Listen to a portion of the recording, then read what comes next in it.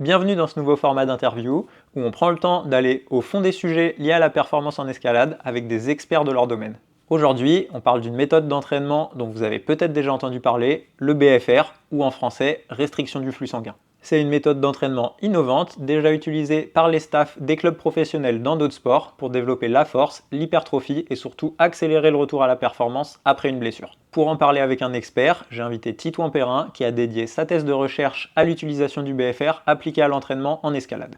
Dans cet épisode, on va décrypter ce que dit la littérature scientifique, ce qu'on sait, ce qu'on ne sait pas encore et surtout qu'est-ce que ça peut apporter concrètement aux grimpeurs. C'est un sujet assez technique, donc pour ceux qui veulent un petit peu plus survoler le sujet, on a chapitré la vidéo pour que vous puissiez aller directement aux parties qui vous intéressent. Sur ce, je vous laisse avec mon échange avec Titouan, bonne écoute. Salut Titouan, aujourd'hui on est là pour parler de BFR, donc avant d'attaquer le cœur du sujet, je te laisse te présenter un petit peu. Bonjour à toi, merci pour l'invitation. Moi, c'est du coup Titouan Perrin. Je viens de finir ma thèse sur l'entraînement à restriction du flux sanguin, donc une thèse en physiologie de l'exercice. Donc après un cursus TAPS classique, j'ai commencé à Chambéry, puis je suis allé à Rennes et à Saint-Étienne. Et depuis 3 ans maintenant, j'étais à Grenoble pour faire ma thèse en physiologie. Ok, et t'es grimpeur aussi j'imagine depuis un Ouais, moment. depuis quelques années, depuis le collège-lycée, quoi. Ok, trop bien.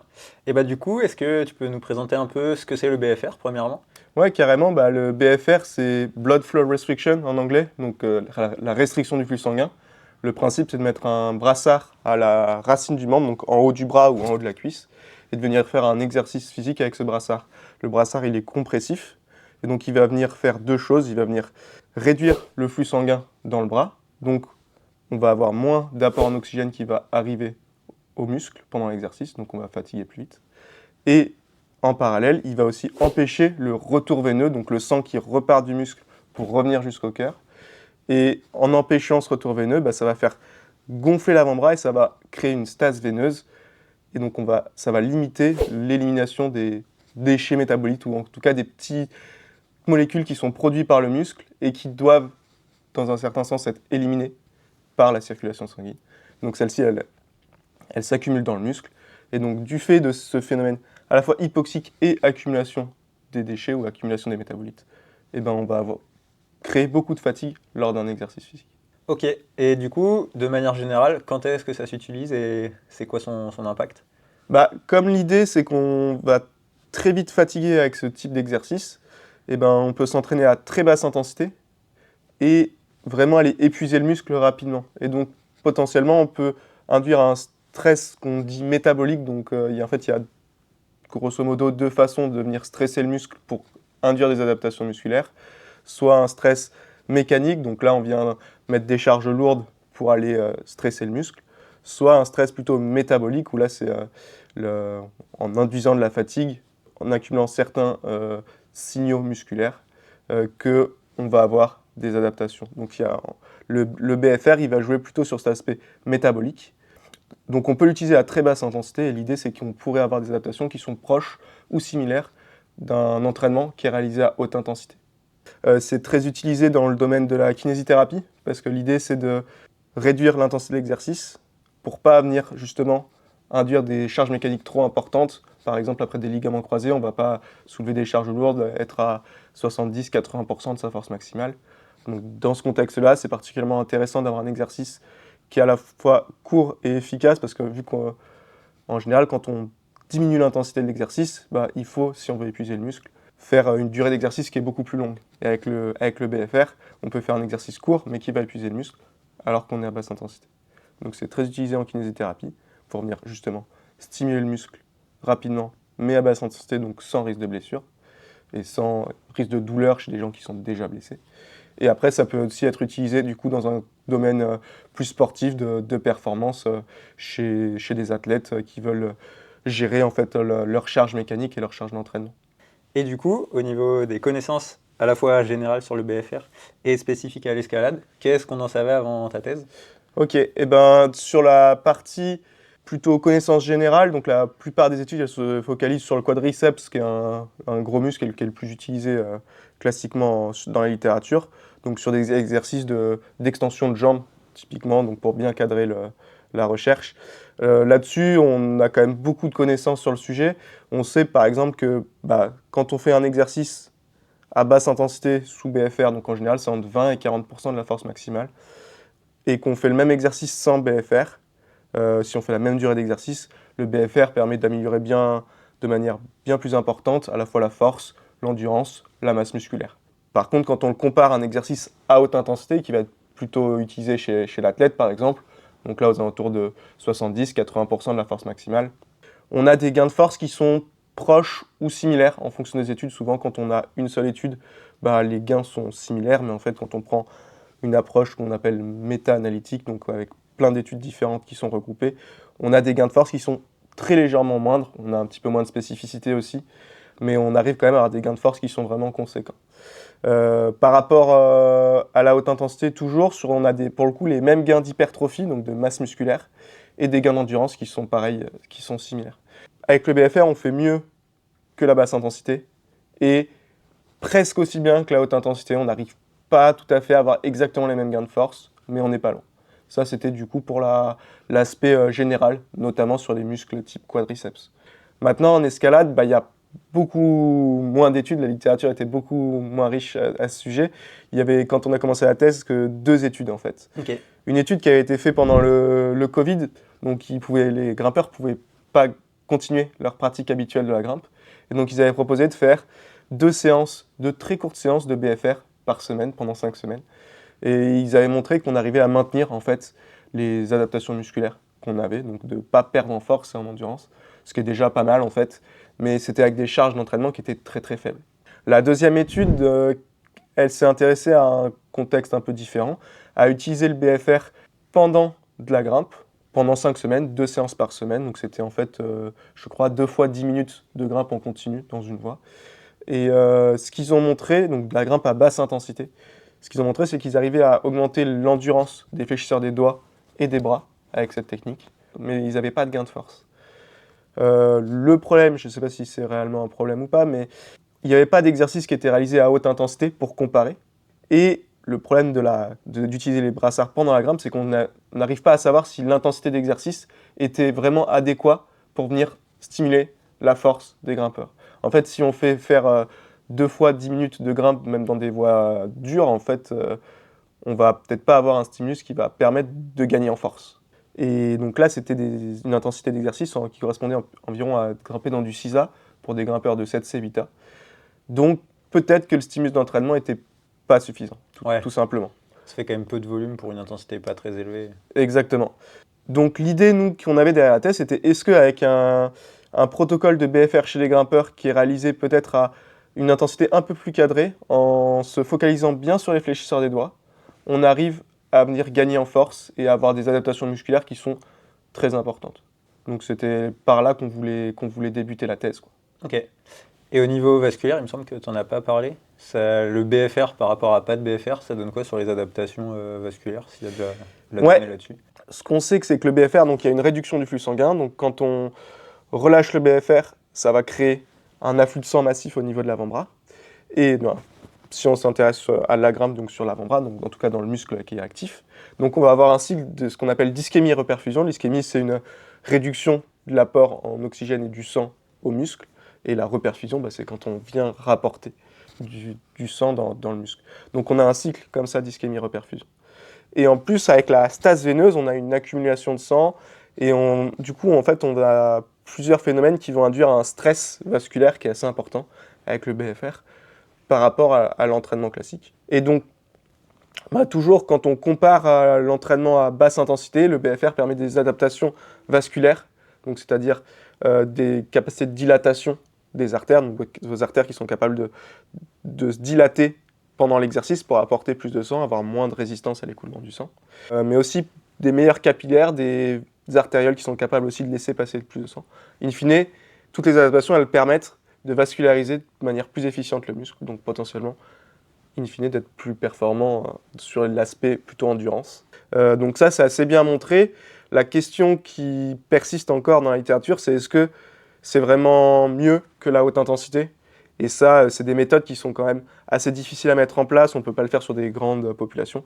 Du coup, on ne sait pas concrètement si c'est mieux ou pas que l'exercice que le grimpeur pourrait faire classiquement. Donc, dans la thèse, notre idée, c'était d'évaluer en fait les adaptations à la fois musculaires, donc force, hypertrophie, endurance, et les aspects aussi vasculaires, débit sanguin musculaire pendant la contraction, oxygénation musculaire, pour essayer de voir si ces adaptations à la suite d'un entraînement en restriction du flux sanguin sont mieux ou similaires ou moins bien qu'un entraînement à haute intensité, pour pouvoir en fait replacer le BFR en escalade dans le spectre des techniques d'entraînement que l'entraîneur pourrait utiliser pour améliorer la capacité de performance d'un athlète. Ok, trop bien. Bon, bah, je pense qu'on a bien reposé tout le contexte général.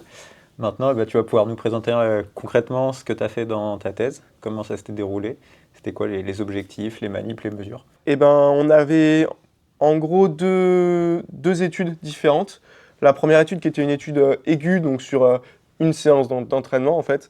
Les grimpeurs ils venaient à 3 reprises à notre labo. Et on avait 15 grimpeurs d'un niveau de 7 C8A en moyenne. Et donc il y avait une visite où on les habituait un petit peu aux deux types de séances. Et après on venait comparer des paramètres de fatigabilité et de tolérabilité entre une séance d'entraînement réalisée à basse intensité sous restriction du flux sanguin, donc c'était 40-45% de la force max, et une séance d'entraînement réalisée à haute intensité, donc aux alentours de 70-75% de la force maximale. On voulait isoler vraiment les fléchisseurs des doigts pour pouvoir quantifier exactement l'effort qui était réalisé. Donc les individus étaient sur une poutre connectée d'escalade, donc nous on utilisait la smartboard, mais ça aurait pu être fait avec n'importe quelle poutre connectée. Donc on calculait leur force max et après on leur disait forcer à telle intensité, donc 40% de la force max en BFR par exemple. Et donc c'était 3 séries de contractions, de 10 secondes de suspension, 6 secondes de récupération. À haute intensité c'était 10 à 12 répétitions. À basse intensité sous BFR c'était la première série de 20 répétitions, suivie de 2 séries de 14 répétitions, avec des récupérations courte entre les séries, 1 minute environ. Donc l'idée c'était de comparer ces deux types de protocoles. Donc il venait une fois, il faisait la séance de BFR, il venait une autre fois la semaine après ou quelques jours après pour faire la séance à haute intensité, ou inversé en termes d'ordre. Et comme mesure auquel on s'intéressait, on regardait l'intensité qui était maintenue pendant la séance et la fatigabilité qui était induite par la séance. Pour ça on faisait des tests de force maximale avant la séance et 1 minute, 5 minutes et 15 minutes après la séance. On faisait aussi pendant chaque série, répondre à des petites questions de tolérabilité, donc la perception de l'effort, de l'inconfort musculaire et de la douleur au niveau des doigts. Donc ça, c'était la première étude pour essayer de comprendre si le BFR amenait en fait chez le grimpeur un stress métabolique qui était plus important ou pas que la haute intensité, pour voir si on arrivait vraiment à potentiellement induire un stress qui amènerait des adaptations similaires. Dans l'idée, en aigu, est-ce que déjà ça pourrait marcher? Et donc les individus, il fallait qu'à la fin de la séance, ils atteignent l'épuisement. C'était un petit peu notre objectif pour être sûr qu'il y ait un stimulus suffisant. Donc l'épuisement, c'était l'incapacité à maintenir la force demandée à la fin de la séance. Ça, c'était pour l'étude aiguë. Et donc après, on a une étude qu'on dit chronique, donc sur un cycle d'entraînement de 5 semaines, où là, on avait inclus 3 groupes de grimpeurs, donc toujours le même profil. On avait 36 grimpeurs d'un niveau de 7C8A, qui étaient randomisés, donc attribués aléatoirement à 3 groupes d'entraînement. Un groupe qui continuait sa grimpe classique, qui ne changeait rien, donc c'était notre groupe contrôle, notre référence, où normalement il ne devait pas y avoir des grosses adaptations entre pré- et post-entraînement. Et on avait 2 groupes expérimentaux, donc un groupe qui s'entraînait en BFR et un groupe qui s'entraînait à haute intensité, en parallèle de leur grimpe classique. Donc les entraînements spécifiques, c'était 2 séances par semaine, exactement la séance qui avait été testée lors du protocole aigu, lors de l'étude aiguë. Donc 2 séances par semaine, donc ça faisait 10 séances en tout, ça reste un petit protocole de développement. Tout ça réalisé toujours sur la smartboard, en parallèle de leur grimpe classique. Et on a fait toute une batterie de tests avec des mesures musculaires et vasculaires, avant et après l'entraînement. Ok, très clair. Je pense qu'on a bien capté le protocole. Et du coup, c'était quoi les hypothèses avant qu'on passe aux résultats? Par rapport à ce que je vous ai dit tout à l'heure sur les adaptations classiques qu'on sait avec le BFR, l'escalade, ça a quand même une spécificité, une différence par rapport aux autres disciplines classiques où on vient soulever des charges typiquement en musculation ou des exercices en course à pied, en vélo. La particularité de l'escalade, c'est que la contraction des fléchisseurs des doigts, elle est isométrique. C'est-à-dire que quand on prend une prise, après le muscle il reste dans la même longueur musculaire. Et pendant une période de temps, 5 à 10 secondes, notre muscle il va rester à la même longueur musculaire. Donc, il va venir compresser les vaisseaux sanguins de manière continue, et ça va empêcher, si vous êtes à une intensité assez importante, empêcher la circulation sanguine à l'intérieur du muscle en fait. Donc vous avez une contraction qui est ce qu'on appelle ischémique. Donc si vous avez moins d'apport sanguin, vous avez moins d'apport en oxygène, etc. Donc l'escalade, c'est déjà un exercice qui est une répétition d'ischémie et de reperfusion, où vous avez une contraction avec très peu d'apport sanguin, et au moment de relâchement, avant d'aller saisir la prise suivante, vous avez un fort afflux sanguin pendant la phase de récupération. Et en fait, le BFR, c'est un peu le même principe, donc d'induire une ischémie pendant une phase d'exercice, et quand vous relâchez le brassard, après, vous avez une forte réperfusion. Donc on voit un petit peu le parallèle entre les deux types d'efforts, et on peut se demander du coup si le BFR, il va permettre un peu de décupler ces effets-là d'ischémie-reperfusion. Ou au final, vous appliquez un stress qui est ischémique, donc un moindre apport en oxygène, à une contraction qui est déjà ischémiante, ça n'a pas vraiment d'intérêt. On se disait que le BFR pouvait être intéressant parce que il est appliqué aussi pendant les relâchements entre les contractions. Et donc c'est le moment où en escalade, normalement, on a une reperfusion et un fort afflux de sang, où on va vraiment récupérer. Et donc là, on empêche la récupération. Ça pourrait vraiment décupler un peu ce stress induit par l'exercice, malgré la basse intensité. Donc on s'attendait à avoir des gains de force et d'endurance qui soient similaires à la haute intensité. D'un point de vue vasculaire, comme on l'a dit tout à l'heure, d'un point de vue, c'est un peu plus compliqué à savoir dans les études, c'est beaucoup moins consensuel. On s'attendait à ce qu'il y ait une augmentation du débit sanguin à la suite du protocole, mais pas forcément mieux qu'un exercice à haute intensité en fait. Trop bien. On peut attaquer les résultats. Du coup, ça a donné quoi? Est-ce que ça a confirmé des hypothèses ou il y a eu des surprises? Du coup, sur la première étude, sur l'étude aiguë, on a vu que l'entraînement en BFR, comme on s'y attendait, ça va amplifier la fatigue induite par exercice par rapport à la haute intensité. Donc, 1 minute post-exercice, les participants, ils étaient plus fatigués en BFR qu'à haute intensité. Par contre, cette fatigue, elle récupère rapidement parce que 15 minutes post-séance, on n'avait plus de différence entre les deux types de séances. Donc il restait en gros 10% de force qu'on n'avait pas encore récupéré. Ça, c'est assez intéressant parce que ça montre que c'est plutôt une fatigue dite métabolique où c'est des petites molécules qui sont sécrétées par le muscle qui vont venir, lors de l'exercice, qui vont venir fatiguer le muscle, mais qui sont rapidement, on va dire, recyclées et donc réutilisées par le muscle, éliminées. Et donc c'est pour ça qu'on récupère rapidement. C'est particulièrement intéressant puisqu'à haute intensité, généralement, il y a un petit peu plus de dommages musculaires. On va un petit peu plus déstructurer le muscle sans créer vraiment on ne casse pas des fibres musculaires, mais ces dommages musculaires, ils vont perdurer un peu plus longtemps dans le temps et donc à long terme, sur la répétition de séances, on induit un petit peu plus de fatigue, classiquement. Donc si vous faites une séance intense là le lendemain, potentiellement vous êtes un petit peu moins performant. Donc en BFR, on induit une fatigue intense à un moment donné, mais qui récupère rapidement. Donc c'est des séances d'entraînement qui peuvent être faites de manière assez répétée et qui ne vont pas avoir trop d'impact si vous vous entraînez le lendemain par exemple. Cet indice de fatigabilité nous permet de dire potentiellement, on va avoir quand même un stimulus musculaire qui va être assez important. Après, c'était intéressant aussi d'un point de vue de la tolérabilité, puisque on avait la même perception de l'effort entre les deux types de protocoles. Mais en restriction du flux sanguin, on avait une moindre douleur perçue au niveau des doigts. On leur demandait à la fin de chaque série. Les individus percevaient moins de contraintes au niveau des doigts. Ce n'étaient pas des individus des participants qui étaient blessés déjà. Mais quand on fait de la haute intensité, on a toujours des petites douleurs, des petites sensations désagréables au niveau des doigts. Elles étaient plus faibles en BFR, donc on peut se dire, dans un contexte de réhabilitation, ça peut être particulièrement intéressant. Par contre, il y avait un inconfort musculaire. Donc on leur demandait en fait, quel est votre inconfort musculaire au niveau des bras, notamment lié à la compression avec le brassard. Cet inconfort-là, il était plus important en BFR qu'à haute intensité. Mais seulement pendant les phases de récupération. Donc en fait, le BFR va pas trop nous embêter pendant l'effort. En fait, on va pouvoir vraiment forcer, aller dans l'effort sans trop de soucis. Par contre, dans les phases de récupération, ils avaient 1 minute entre les séries. Et là, on a un peu l'impression que le bras il va exploser parce que c'est le moment donné où il y a une grande reperfusion, mais qui est limitée. On empêche l'élimination du sang par le brassard. Et du coup, on a notre muscle qui stresse, qui est très fortement stressé d'un point de vue de ce qu'on appelle le muscle swelling. En fait, on a des sensations de bouteille qui sont assez extraordinaires. Donc ça, c'était le résultat pour l'étude aiguë. En chronique, maintenant, après 5 semaines d'entraînement, ce qu'on a vu, c'était des gains de force après l'entraînement en restriction du flux sanguin d'environ 9 à 10%, et des gains d'endurance. D'endurance, on a mesuré un paramètre de force critique qui a augmenté de 20% après l'entraînement. Donc c'était concordant en fait avec nos attentes. On arrive bien à avoir un stimulus musculaire qui est important quand on amène les individus en BFR jusqu'à l'épuisement à des intensités assez importantes.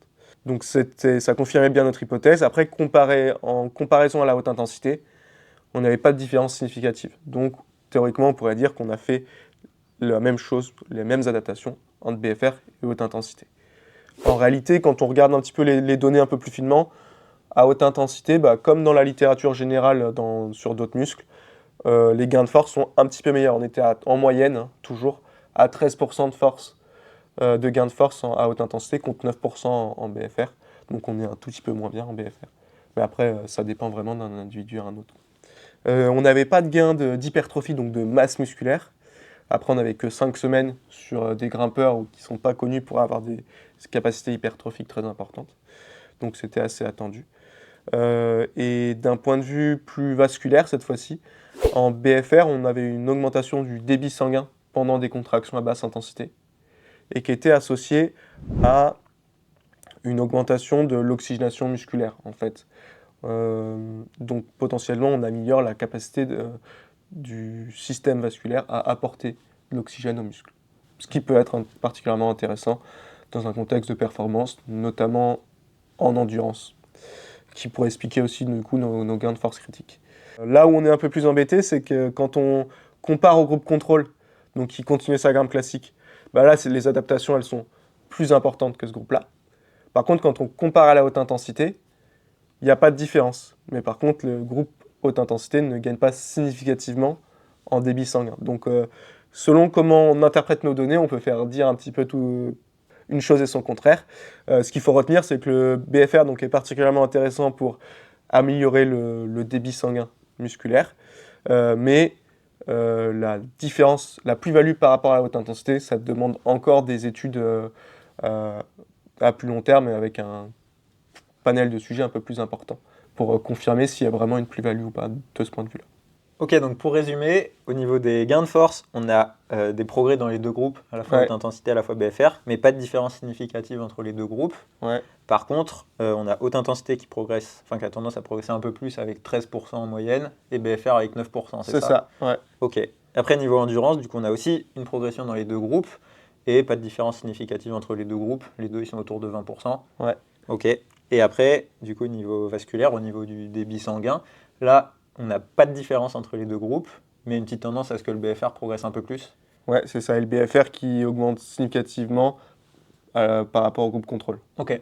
Et au niveau de la résie, il me semble que tu n'en as pas parlé, ça a donné quoi? Ouais, j'en ai pas parlé parce que c'est un peu plus compliqué à expliquer. En fait, on a utilisé deux indicateurs différents. La capacité à maintenir 80% de la force maximale. Donc c'est le test Smartboard qui est utilisé directement sur l'appli. Donc c'est 80% de la force maximale pendant 24 contractions. Et donc en fait, l'idée du test, c'est on essaie de maintenir 80%. Quand on n'y arrive plus, la force chute et elle vient se stabiliser à une force inférieure, qui est la force critique. Donc on détermine un indice de résistance et un indice de force critique. Donc sur cet indice de résistance, on n'a pas vu de différence entre avant et après l'entraînement. Ce qu'on peut déjà interpréter comme en fait un gain de performance sur ce paramètre-là, parce que la force cible était relative à la force maximale. La force maximale augmente post-entraînement par rapport à pré-entraînement. Donc la force cible du test était plus importante post-entraînement que pré-entraînement. Donc on arrive à maintenir une force supérieure pendant la même durée. Donc en fait, on a progressé sur ce paramètre-là. Pour ceux qui s'y connaissent un peu plus en physiologie, on a aussi calculé le W', qui est en fait simplement le travail total ou la somme de la force que vous avez appliquée au-dessus de force critique pendant ce test-là. Et ce paramètre-là, il avait tendance à diminuer dans les deux groupes. C'était pas significatif, mais il y avait quand même une bonne diminution numérique. En fait, c'est assez logique dans la littérature. Quand on augmente la force critique, on vient forcément réduire un petit peu le travail qu'on réalise au-dessus de force critique. Mais c'est pas forcément néfaste pour la performance, parce que si on augmente force critique, on va mieux récupérer, etc. Donc on a quand même un aspect, la résie, qui, on va dire, augmente, mais plutôt lié à une augmentation de la force critique qu'à une augmentation de la capacité anaérobie, si on peut appeler ça comme ça.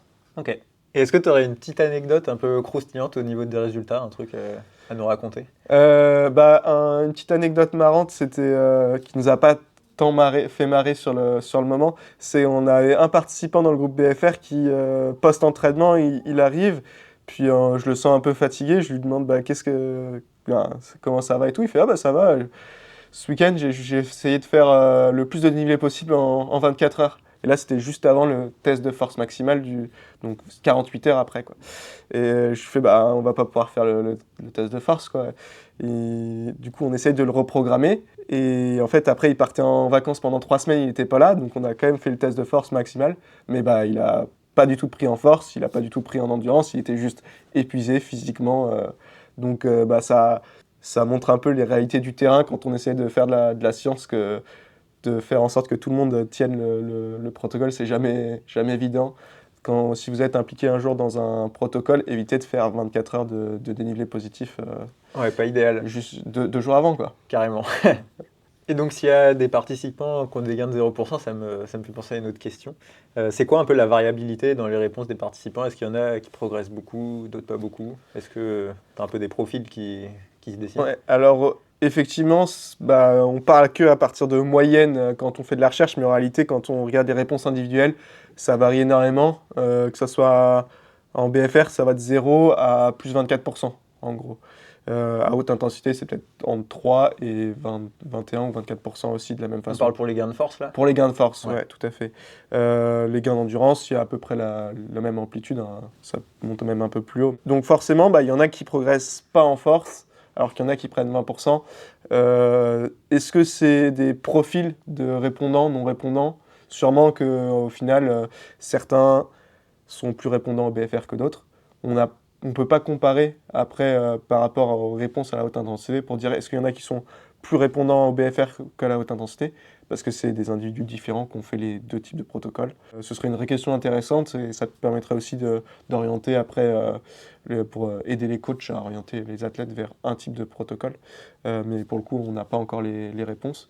Il faudrait Mais faire une étude croisée où chaque participant fait les 2 entraînements, quoi. exactement, avec une période où on arrête l'entraînement entre les deux pour revenir aux valeurs initiales. Et est-ce qu'il y a un résultat un peu marrant ou un résultat surprenant que tu pourrais nous partager? Ouais, sur des réponses individuelles, en fait, on a 2 participants qui, lors du test initial, bah, on n'arrivait pas du tout à les épuiser malgré le fait qu'on les met à 80% de leur force maximale. Ils arrivaient à maintenir les contractions et jusqu'à la fin du test, quoi. Dans ce contexte-là, on est un peu, ça nous posait un petit peu souci parce que comment on évalue un gain d'endurance, un gain de résist si ils sont déjà à 100%? Et donc ils n'étaient même pas épuisés. Du coup, on a été obligé de les exclure et de les inclure que pour l'aspect gain de force, mais pas pour les aspects endurance. Donc il y a certains profils que tu peux même pas épuiser à 80% de leur force maximale. Ça, c'est assez fou. Ouais, c'est vraiment des profils extrêmes parce que Ouais, tenir 24 reps en 10-6 à 80%, ouais, c'est un profil exactement, bien marqué, quoi. carrément. Bon, bah maintenant, on va passer à des recommandations terrain. Ça fera plaisir aux entraîneurs et aux grimpeurs qui nous écoutent. Donc, premièrement, pour toi, quand est-ce que c'est intéressant ou pour quel objectif ça va être utile d'utiliser du BFR? Alors, il y a 2 aspects principaux, comme on l'avait dit un petit peu au début sur les connaissances générales. La première, ce sera peut-être pour un aspect plutôt réhabilitation, quand quelqu'un il a déjà des douleurs au doigt, qui revient de blessure, qu'il ne peut pas tolérer la haute intensité, soit ça lui fait mal, soit il risque vraiment de se blesser plus, quoi. Dans ce cas-là, le BFR il peut être vraiment intéressant pour venir stimuler le muscle à basse intensité, et donc avoir des adaptations qui sont les plus importantes possibles, sans induire de douleur ou de risque de blessure. Et donc pour permettre potentiellement, on n'a pas encore de certitude du tout dessus parce qu'on n'a pas de données en réhabilitation chez les grimpeurs, ça aura besoin d'être fait, mais potentiellement soit de revenir plus vite de blessure, en tout cas de récupérer plus rapidement post-blessure, soit de pouvoir continuer à s'entraîner malgré une petite alerte en fait. Ça c'est pour le premier aspect, Et quand je disais revenir plus vite de blessure, ça ne fera pas cicatriser la blessure plus rapidement. C'est juste que une fois que vous avez plus la blessure, bah, vous allez potentiellement récupérer votre force maximale et votre niveau d'endurance plus rapidement, quoi. Donc ça, c'est un premier aspect.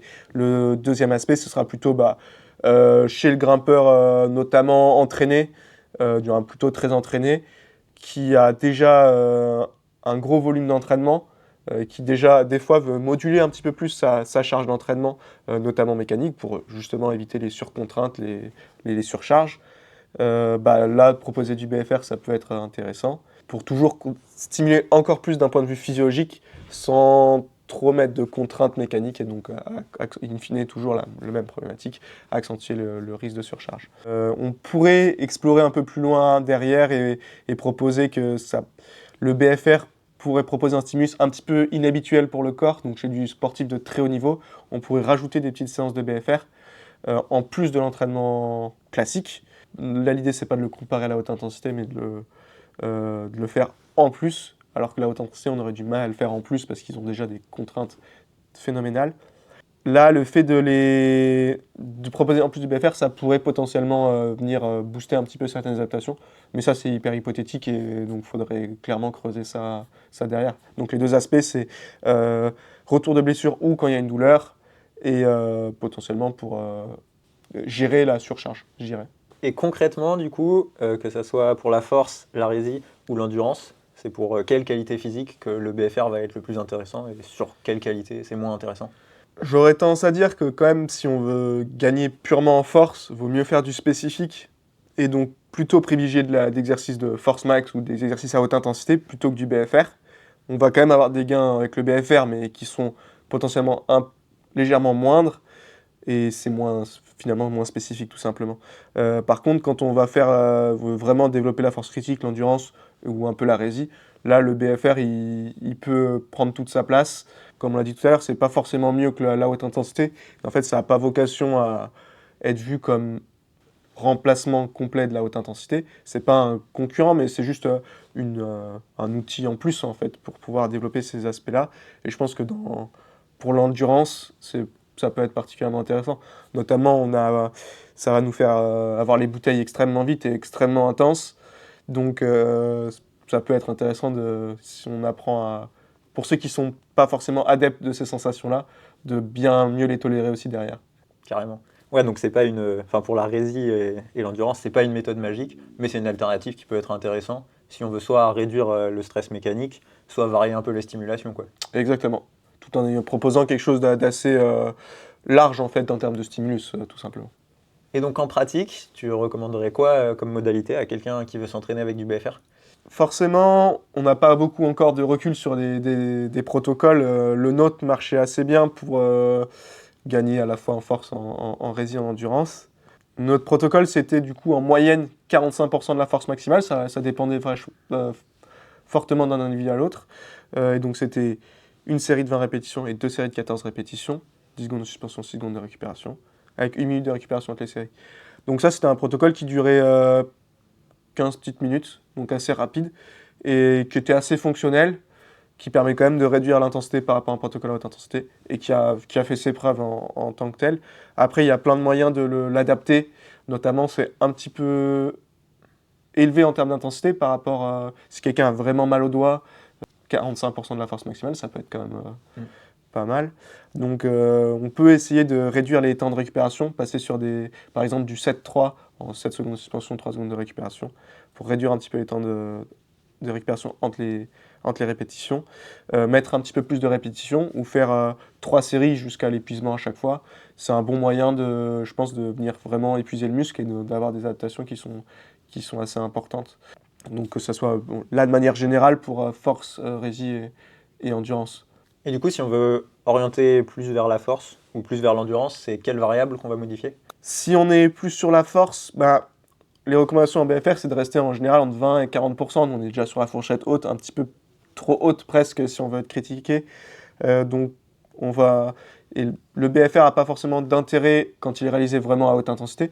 Donc je pense qu'on aura du mal à développer plus la force que notre protocole en tant que tel.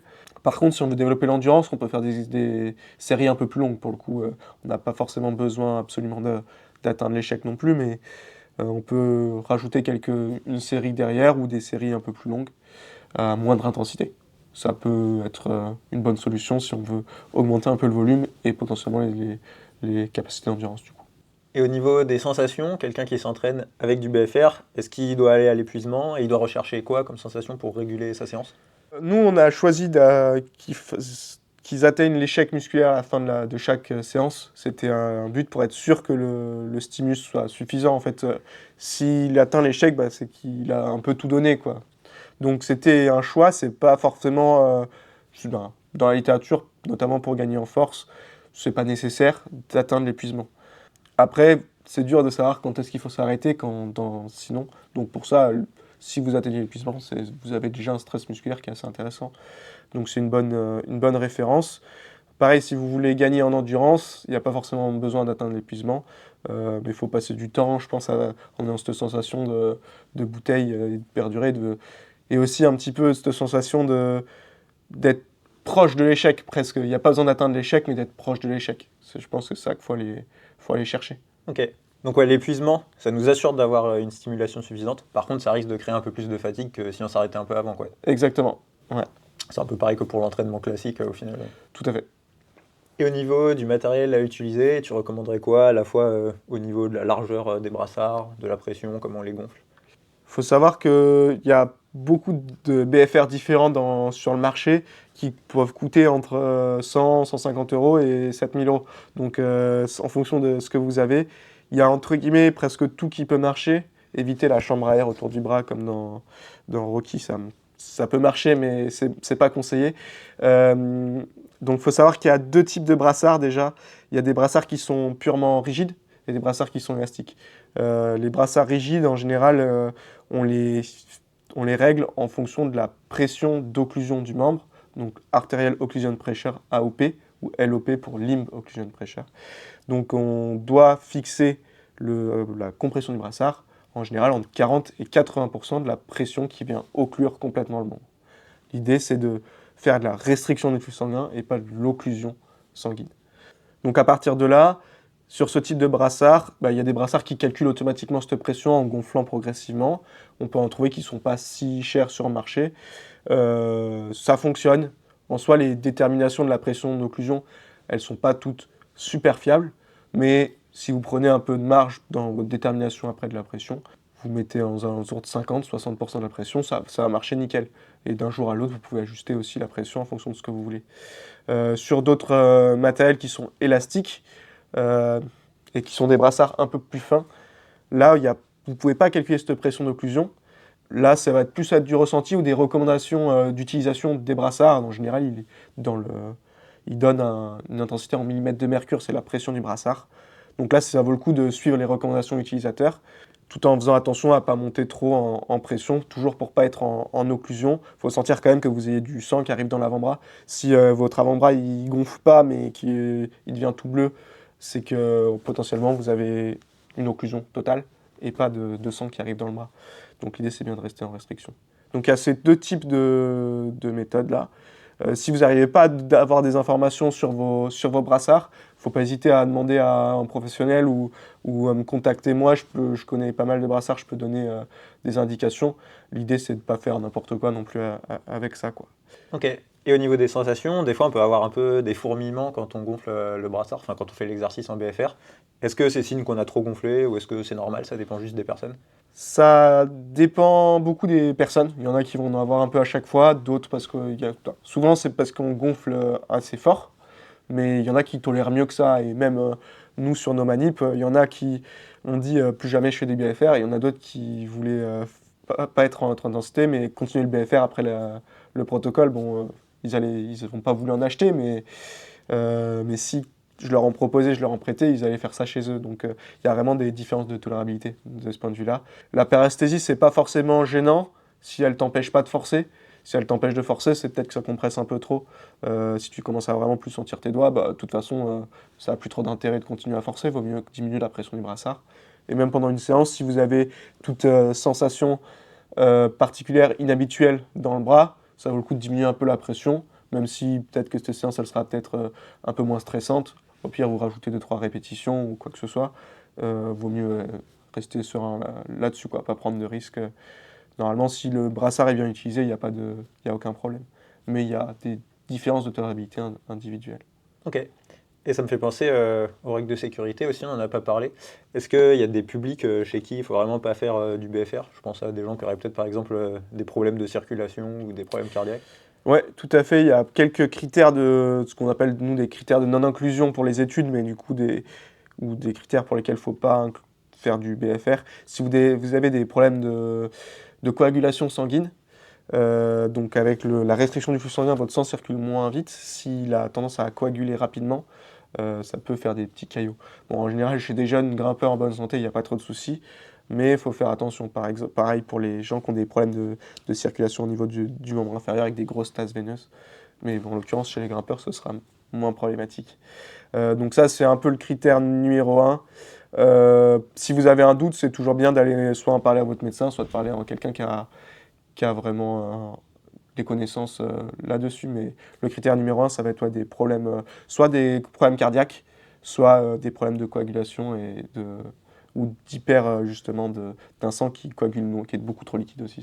Ça peut poser souci. Ok. Et pour la pression du brassard, du coup, tu as donné une fourchette assez large entre 40 et 80% de la LOP. Est-ce que c'est une variable sur laquelle on va jouer en fonction des objectifs qu'on a? Oui, tout à fait. Au-delà des objectifs, c'est aussi des contraintes qu'on a si on est blessé ou des douleurs aux doigts fortes. Vaut mieux réduire beaucoup plus l'intensité de l'exercice et augmenter la compression du brassard. En fait, c'est une variable d'ajustement. Soit on joue sur l'intensité de l'exercice, plus on augmente l'intensité, plus on augmente le stress. C'est pareil pour la compression du brassard. Plus on augmente la compression du brassard, plus il y a de stase veineuse, moins il y a de sang qui arrive, et donc plus le stress il est important. Donc on peut réguler l'un et l'autre. Plus on veut réduire la contrainte mécanique, plus on va augmenter la pression d'un brassard et diminuer l'intensité, et vice-versa. Et est-ce que ça a un intérêt d'utiliser le BFR en grimpe? Parce que là, tu nous as surtout parlé du BFR en poutre, du coup. Oui, ça peut avoir un intérêt. Après, faut savoir que le brassard de BFR, on le pose toujours en haut du bras, jamais sur l'avant-bras. Et donc, selon le type de BFR que vous allez utiliser, s'ils sont un peu larges, ils vont comprimer un peu le biceps. Donc en grimpe, quand vous fermez le bras, ça peut être un peu plus inconfortable. Mais après, il n'y a pas de risque particulier à l'utiliser en grimpe. Nous, par exemple, on utilise un BFR avec des câbles, donc pour le coup, en grimpe, ce ne serait pas possible. Mais il y en a qui sont par Bluetooth ou quoi, il n'y a aucun problème. Ça peut avoir son intérêt. C'est plus difficile de trouver la bonne intensité d'utilisation pendant l'effort, mais ça permet aussi d'avoir un aspect technique et en même temps d'apprendre à grimper en étant vraiment endobé, de mettre plus de poids sur les pieds parce qu'on a on a nos mains qui tiennent plus du tout. Donc en soi, ça peut avoir un intérêt. D'un point de vue purement stress physiologique, c'est peut-être un peu moins puissant, mais ça replace bien un peu dans ce qu'on veut faire, quoi, de la grimpe d'un point de vue technique, quoi. Ok. Et au niveau de l'intensité des voies, dans l'étude dont tu parlais tout à l'heure, il me semble que ils grimpaient dans un niveau 6A, alors que les grimpeurs ils avaient un niveau 7C. Est-ce que c'est à peu près ce que tu recommandes ou... J'ai pas trop de données, on en a peu fait nous de notre côté. L'idée du BFR, c'est toujours de rester à basse intensité. Donc de toute façon, si vous commencez, même si vous êtes un grimpeur de 7C Vita, que vous êtes dans 7A, 7B avec les brassards, ça reste quand même des intensités qui sont assez élevées, même si vous pouvez les tenir assez longtemps. Donc moi je dirais peut-être vous pouvez monter jusqu'à 6C, mais pas plus. Ok. Après, pour le coup, c'est qu'un avis et ça mériterait d'être testé, c'est à vous de voir. Mais en général, le BFR n'apporte pas d'intérêt particulier quand il est réalisé à haute intensité. Ok. Voilà, c'est tout ce qu'il faut retenir. Et dans ce cas, ça peut être intéressant. Vaut mieux. Si tu fais qu'une voie avec, ça sert pas à grand chose. Normalement, c'est plusieurs séries. Donc, tu peux faire une doublette ou une triplette. Ça peut être intéressant. Ça peut t'entraîner en fait à grimper en ayant vraiment les bouteilles, à vraiment t'appliquer à mettre du poids sur les pieds parce que tu es épuisé, alors qu'il te donne dans des conditions où normalement tu n'as même pas besoin de te concentrer, ça passe tout seul, quoi.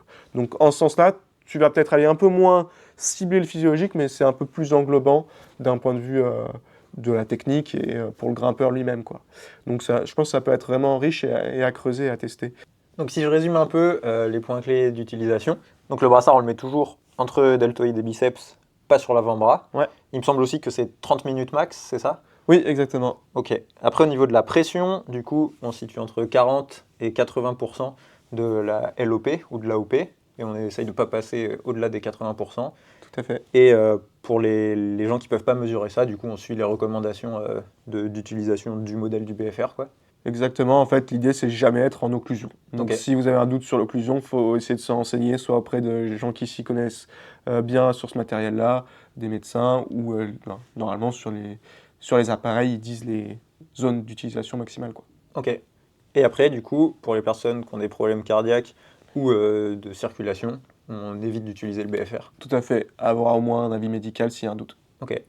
Et pour finir, qu'est-ce qui reste à explorer, du coup, dans l'utilisation du BFR pour l'escalade? La première chose qui reste à explorer, en fait, c'est par rapport à ce qu'on a fait nous, on s'est focalisé là sur la présentation que je viens de vous faire sur que des hommes. Et en fait, on a aussi inclus 12 femmes qui faisaient le protocole en BFR pour comparer les réponses entre hommes et femmes à l'entraînement en restriction du flux sanguin. Donc les données, elles sont en cours de traitement. Ce qu'on voit actuellement, c'est que donc on sait que les hommes progressent, c'est les résultats que je vous ai montrés, mais les femmes semblent moins progresser, ou en fait quand on compare les deux groupes, il n'y a pas de différence entre les deux groupes, mais les hommes progressent et les femmes statistiquement ne progressent pas en fait. Donc en gros on est à 9% vers 5%. On n'arrive pas à savoir si les femmes répondent moins que les hommes ou si c'est juste aléatoirement qu'il y a eu ce résultat-là. Donc un des résultats, un des explorations qui restera à faire, ce serait d'aller creuser un petit peu plus sur ces différences hommes-femmes, essayer de comprendre pourquoi il y a ce type de différence, si elles existent vraiment, les confirmer et essayer de comprendre pourquoi il y a ce type de différence-là. Ça, ce serait la première type d'étude à aller creuser. Le deuxième aspect, c'est essayer de confirmer si oui ou non les adaptations vasculaires sont spécifiques au BFR, auquel cas il y a un intérêt à proposer du BFR en parallèle d'un autre entraînement, ou si en fait c'est pas vraiment spécifique et les adaptations on a les mêmes avec la haute intensité. Dans ce cas-là, le BFR il n'a pas cette plus-value-là. Ce serait bien de le confirmer. Et deux choses que je vois aussi, le premier c'est du coup vraiment creuser en réhabilitation parce que je faisais des propositions tout à l'heure, mais je ne suis pas kinésithérapeute et personne n'a encore testé vraiment sur une étude un peu contrôlée l'intérêt du BFR en réhabilitation. Du coup, à des intensités moindres que celles qu'on a utilisées nous. Nous, on était aux alentours de 40%. Le BFR, il peut être utilisé à 20% de la force maximale. Donc, est-ce que vraiment il a un intérêt dans ce contexte-là? Le dernier aspect, c'est plutôt pour un aspect de performance de haut niveau. Est-ce que de rajouter un stimulus physiologique avec du BFR chez des gens qui ont déjà une grosse charge d'entraînement et qui ne peuvent pas rajouter des charges lourdes, de faire de la haute intensité en parallèle, des petites séances de BFR répétées sur un court espace de temps, est-ce que c'est un intérêt ou pas du tout? Je pense que c'est un peu globalement ce qui reste à faire sur le BFR, quoi. Et après, l'essayer, pourquoi pas en grimpe, d'avoir un peu plus d'informations là-dessus, quoi. Et, quand tu parlais de réhabilitation, du coup tu parlais de réhabilitation avec BFR spécifique à l'escalade, c'est ça? Parce qu'il me semble que quand même, de manière générale, il y a des études sur le BFR en réhabilitation. Ouais, notamment par exemple après des ligaments croisés, il y a des bons résultats sur l'utilisation du BFR sur la première phase de réhabilitation où ils tolèrent pas des charges lourdes directement. Donc ça permet d'éviter aux genoux de gonfler après chaque séance, etc. Et donc il y a une bonne tolérance et des bonnes améliorations fonctionnelles. Donc en kinésithérapie, sur notamment le membre inférieur, c'est relativement bien utilisé et bien montré. Mais en escalade, pour l'instant, il n'y a rien. Pour développer l'endurance, il y a pas mal de grimpeurs qui utilisent de l'arcing, donc en gros grimper beaucoup mais à basse intensité. Le problème de ça, c'est que ça prend quand même pas mal de temps. Est-ce que le BFR, ça pourrait être une alternative intéressante à l'arcing? On n'a pas de données là-dessus. Après, c'est une alternative. Ça perd un des intérêts du BFR qui est de réduire l'intensité vu que le l'arcing est déjà à basse intensité. Après, le stimulus étant décuplé, accéléré en fait par rapport à de la basse intensité classique, en ce sens, ça pourrait présenter un intérêt de réduire, par exemple, faire 15 minutes de BFR au lieu d'une 45 minutes d'arcing, par exemple. On n'a pour l'instant pas assez de réponses de résultats pour ça. Faudrait juste, c'est quelque chose à explorer en plus, quoi. Et petite question de la fin, est-ce que tu as une idée d'un intervenant que tu voudrais qu'on invite pour une prochaine fois pour discuter entraînement avec lui?